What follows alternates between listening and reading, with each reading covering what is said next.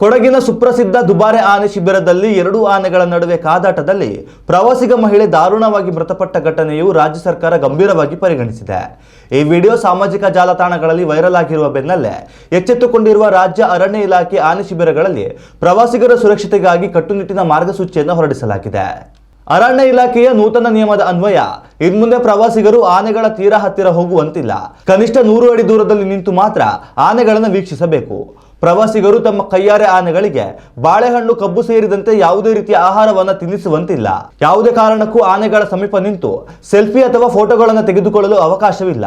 ಪರಿಸರ, ಪ್ರವಾಸೋದ್ಯಮ, ಚಾರಣ ಪಥಗಳಲ್ಲಿ ಸಂಪೂರ್ಣ ಸುರಕ್ಷತಾ ಕ್ರಮಗಳು ಜಾರಿಯಾಗುವವರೆಗೆ ಚಾರಣವನ್ನು ತಾತ್ಕಾಲಿಕವಾಗಿ ನಿಲ್ಲಿಸಬೇಕಾಗಿದೆ.